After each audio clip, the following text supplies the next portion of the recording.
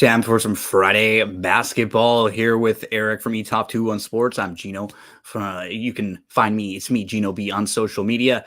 Erik, as we get ready to talk about two NBA games for today, big upset yesterday, though. If we just go back in time a little bit, you sent in a video. We weren't able to connect on a time, but you sent in a video with your plays. You had a fantastic day. One of those plays was the Cavs.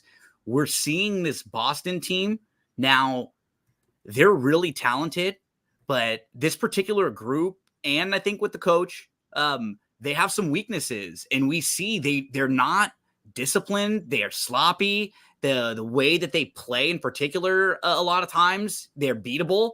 And when they play more talented teams, they're going to lose games. And we saw that with this Cleveland game yesterday. And honestly, when I'm looking at a lot of the other teams around that are just talented and able to punch, the more you see Boston in these difficult situations, the more I'm like disappointed with them.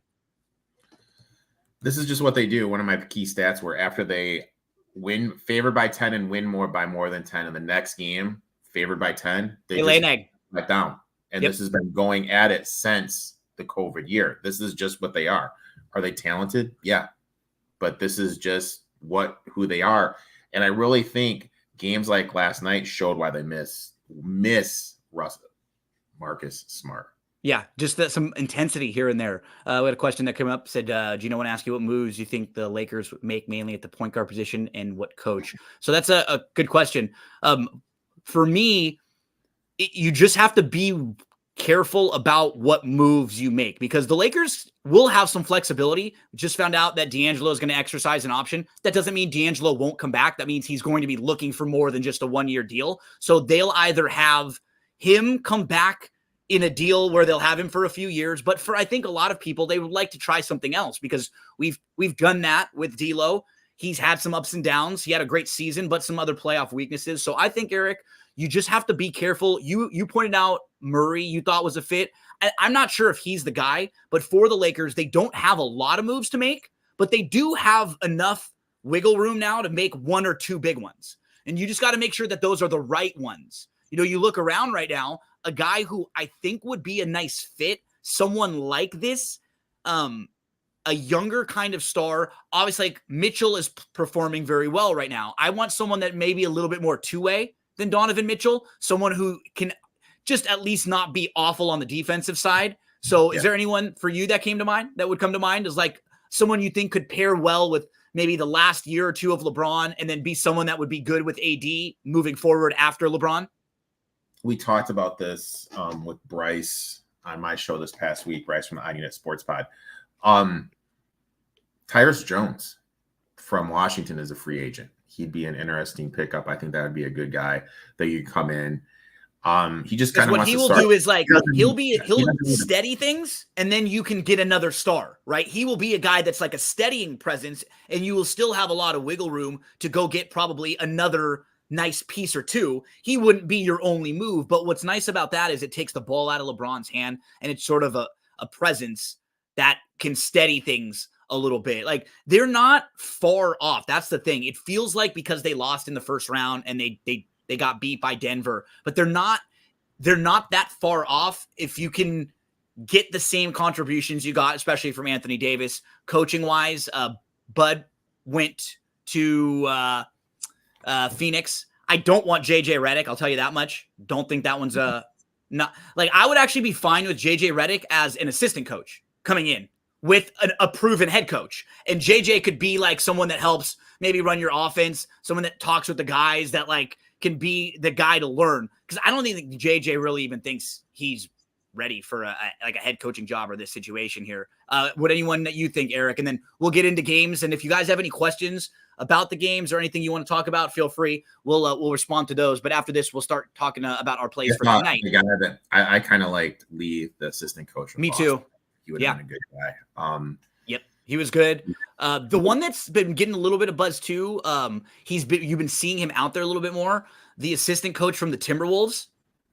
He's pretty good too, right? He's someone that's like not like a real sexy out there splash, but when you hear him talk, he does some really good segments on social media. And for just like listening to him talk, you could tell pretty quickly the guy knows what he's talking about.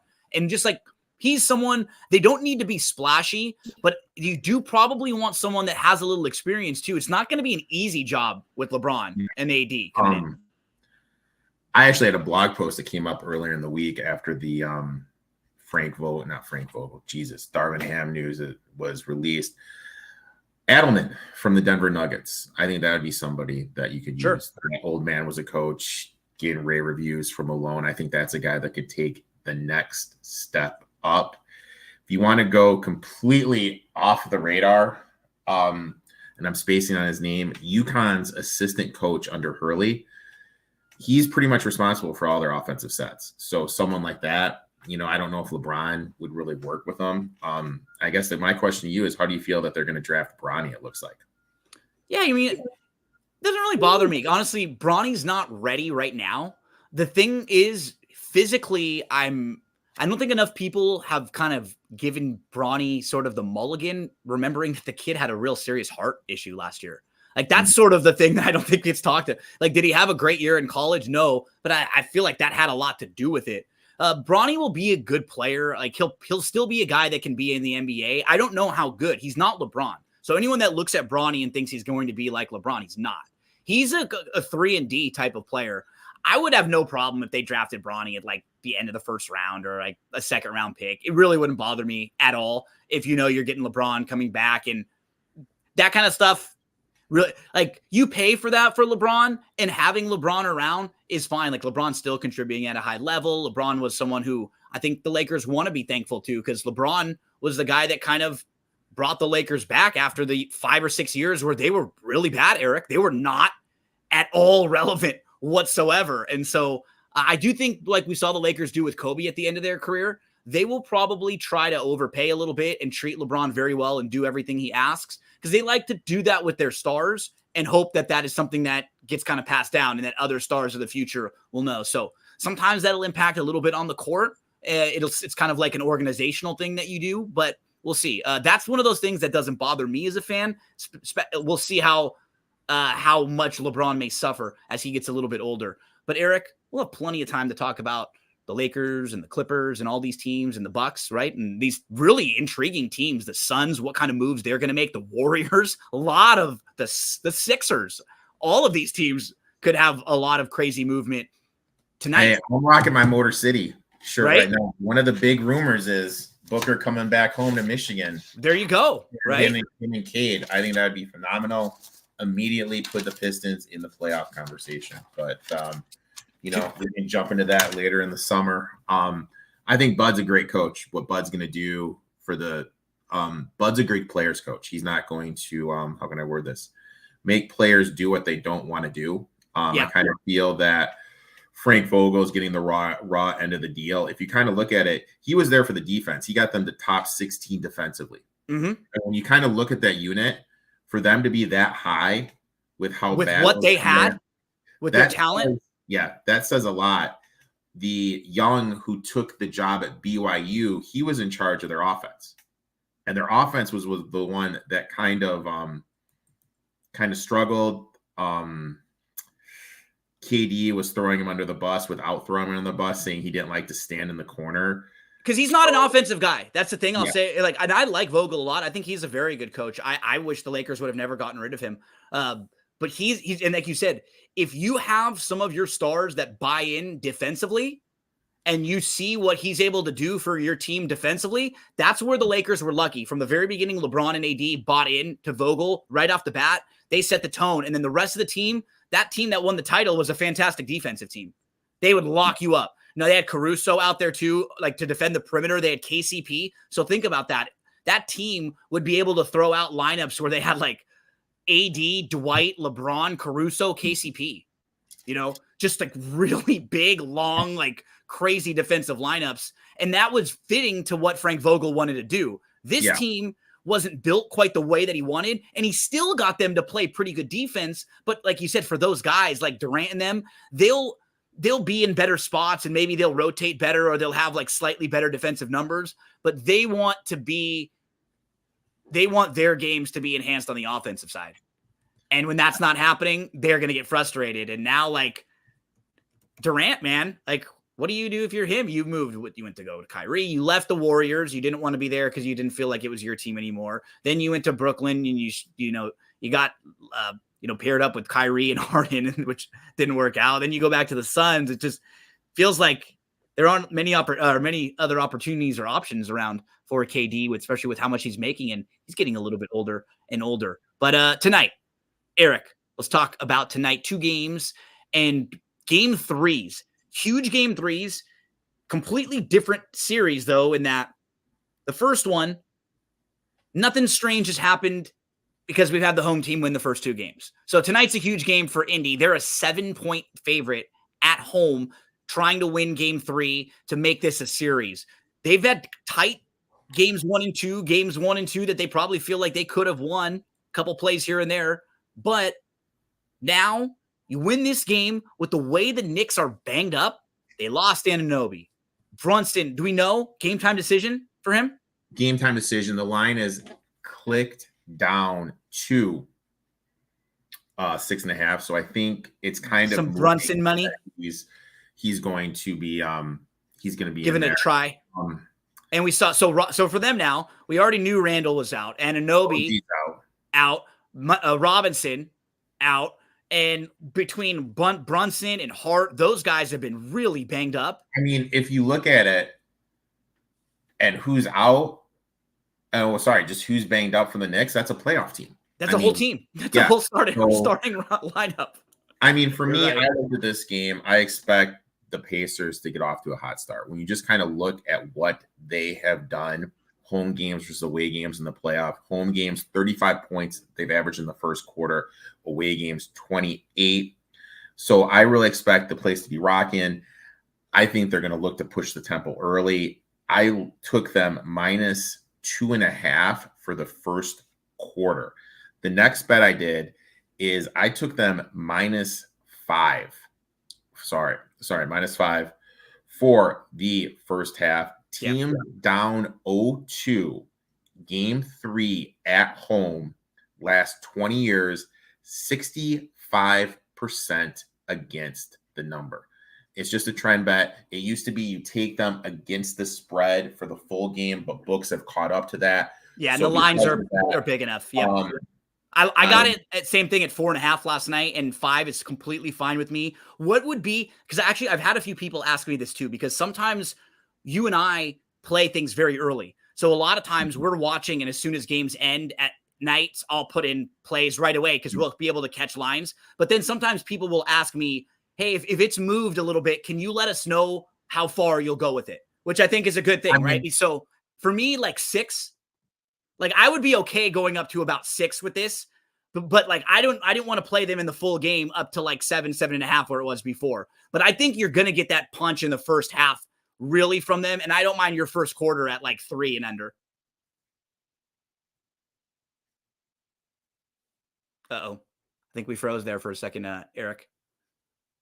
So as it was like right as we were setting up for the question, I think you froze for a moment. So first half for me in this game was the play for Indy, and it'll be for me for both of these games tonight, because I don't even know if Denver in the next game that we'll talk about is going to have an opportunity to get the job done.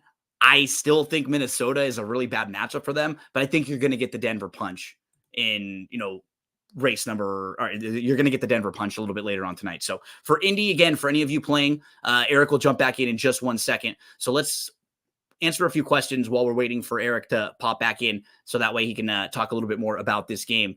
And maybe this is something that Sports Facts is right on. Maybe we all did jump to a little bit of a conclusion with the Suns and say they were terrible. It's more about how you're losing, though, I think a lot of the time. And they were getting really beat up badly, and we didn't see a lot of fight. We saw bad body language. Beal looked really bad in different settings, down the stretch for them. So, Erik, this was a good question. My internet's great. I don't know where I set you up for the question, and you were like frozen. I was like, oh, okay, perfect. I don't know if you guys heard, I guess, like the big stat also that kind of sticks out. Pacers are +19 in the second quarter. So if they do get off to a slow start, this game is a little tight. entering the second quarter, you could be able to get a better number because for the Live. second quarter live, they have absolutely dominated. In terms of the question, what was the question? Oh, that was asking about maybe the Suns are a little bit better because I think now we're seeing that they the are Wolves. too, because you kind of look how the Wolves have kind of dominated and have made uncomfortable the Nuggets. The Nuggets. They obviously are a lot better, and they're just built wrong. They have 3 guys that are ISO guys that live in the mid range. You look at the way Minnesota is built. You need some defenders, some guys that can make jump shots. How much money OG Anunoby is going to make this offseason when he's free? Just what he can do. Look at Jaden McDaniel when his contract comes up, what he's able to do. Yep. So they definitely need to work on their construction of their team before they do anything. You're we're getting you a little bit. You're cutting out a bit and a little bit freezy here and there, but we heard most of what you said on that one there, Erik. Yeah, Bobby Thomas was saying what happened to Uncle Rico. He's back now. He's hanging out with us here. When man, having those defensive weapons like the OG, that was what someone like a Vanderbilt who we didn't see a whole lot this year. He's not quite as gifted offensively, but he's sure someone who could impact you on the defensive side too. Having those guys, those wings, you just need a few of them on your team. Erik, any other plays or anything else you want to mention about the first game tonight before we move into game 2? I got one more. I did Donte DiVincenzo under the 20.5 points. Due for some shooting regression. The last 3 games, 53% from 3, 51% from the floor. For the season, 40% from 3, 44% from the floor. Career playoff stats, 36% from 3, 40% from the floor. Look, we got it in the last game against the 76ers. We bet on his positive shooting regression. Now, after 3 good games, we're going to bet on his negative shooting regression. So we're going to take his under. I say it all the time. Gambling's about buying. His point total was 14.5. Game 2, 17.5. Now it's all the way up to 20.5. So we got to take under 20.5 points for Donte DiVincenzo. Game 2 of our 2-game slate tonight will actually be the 3rd game in the series between Denver and the T-Wolves. And the T-Wolves have looked like the best team in the playoffs so far. They've been fantastic. It starts on the defensive side where they've been suffocating. They have some length. They have a couple of bigs that they can throw at you. They have a couple of wings that they can throw at you. And then they have a guy like Ant who will take over a game on the offensive side, but he also takes things personally on the other side and wants to at least shut down some of the big stars for little stretches of the game. I'm going to play Denver first half here, Erik, because I think this is just it for Denver. But the reason why I'm not even going to play the full game is this might be one of those situations where this is just a bad matchup for a team who's coming off of winning last year, who's not quite as hungry as this younger, more athletic team that's just in a great mode right now. Like they just are in sort of like FU mode led by Ant. So I'm going to play Denver first half. I played them plus 2.5. I'm not even going to play them full game or anything else because I don't know if over a full game right now they have enough. I do think you're going to get that big punch from them early on. So Denver first half for me, I got them plus the 2.5. Talk to us about some of the things you're looking at in this game tonight. My first bet in this game, I went to my boy, give me Alexander Walker over 10.5 points, rebounds, assists, averaging 29.5 minutes in the playoffs. His PRA average in the playoffs is 17. Because of his defensive abilities, he's going to be playing more and more and more. He's going to get over 30 minutes tonight. His PRA for the series is 13.5. It's only 10.5. I'm going to hop in on that. And I'm sorry to be in the chat, but I took the Nuggets plus 4.5, plus 160 on the money night. Look, I know every single trend I looked at in Bet Labs is telling me to take the Timberwolves, and maybe I'm going to be drinking bleach at the end of the day. But if Joker truly is the best player in the league, and he has this history of starting slow then figuring it out, and I'm betting on that. I'm betting that he's going to be able to figure out this Wolves defense. Also, I'm betting that Malone's going to play Murray off the ball more, thus not having the pressure of setting up the offense, try to get him off some screens, try to make. So is that like Porter Jr. maybe? Because Porter Jr. is a little bit bigger, has a little more size. He can handle the ball. Porter Jr. plays the one, or maybe go 2 guards. Maybe bring in but Holiday. Maybe have Holiday play a little bit more because a little more size there too. KCP and KCP's not really a ball handler. Yeah, he doesn't really. You don't really want him making decisions. KCP. He's more like a he's more like a catch and shoot guy. He gets a little bit like kind of frozen in that kind of situation. But yeah, Porter Jr. with his size, feel like they won't be able to kind of shut him down as much because Murray's obviously a little hobbled right now too. So if they have bigger guards on you and you don't have your explosiveness, your same quickness there, that's where he's really struggled. It is just one of these things where I'm not quite ready to say that Denver's done yet. That's all, right? I think they do have that.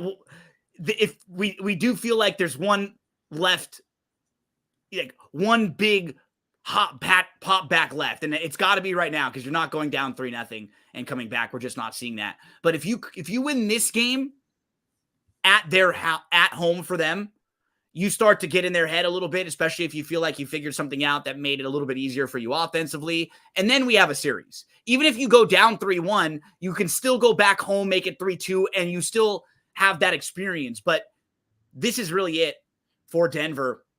As Erik, I know you're dealing with some weather and a big storm over there. But one more thing, Nuggets are due for some positive shooting regression for the series. 41% from the floor, season 49%. Also 3-point for the playoff, 38 for the season. So they're going to have some positive shooting regression. It's also and I believe in Joker. I can't go 1, 2, 3 quite yet. Folks, remember, all of you out there, if you're hanging out with us, if you're looking to get some action tonight, check out parlayplay.io. It's a website where you can parlay props. You can put a couple of them together, and you can play in a lot of states where you're not able to actually gamble legally yet because you're parlaying props here. Erik, our promo code, NFL Betting Blitz. This is a fun place to play, and you've been lucky because the last couple times that you've said you may be drinking bleach, you haven't had to drink the bleach. So I haven't had to call you later. I haven't had to call you late at night and check on you and make sure you're doing okay. So I think the last 2 times you said if you were going to do that, you haven't had to. Let's hope 3 in a row tonight that you won't have to do it again. Parlay play props though. Talk to us about how you're going to hook them up tonight. I did Alexander Walker over the 10.5 points, rebounds, and assists, and Dante DiVincenzo under the 20.5 points. I just think everything else, there's a lot of moving pieces in the Knicks game. They haven't really announced if Jalen Brunson is out, and the big guy, their third string center, I wanted to get some of his props, but they're not putting any of them on the market yet. So I'm kind of just zeroing in on these 2. Obviously, I was tempted to play the Jamal Murray over, but with how bad he's been shooting and banged up knee and that defense from Minnesota, it's kind of tough to trust to do that.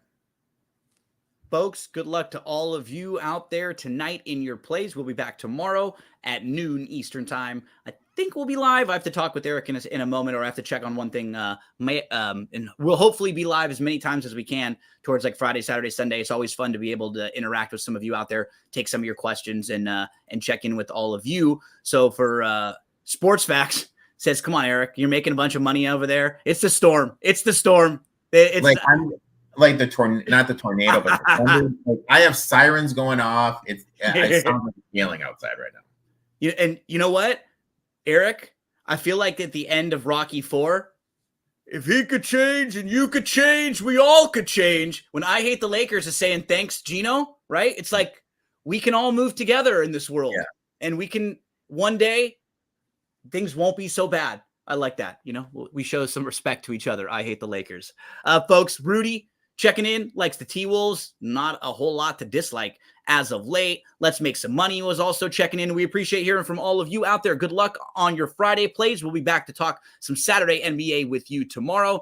Erik, hope the storm is not that bad for you. Stay safe over there. Good luck, everyone. We'll talk to you again tomorrow.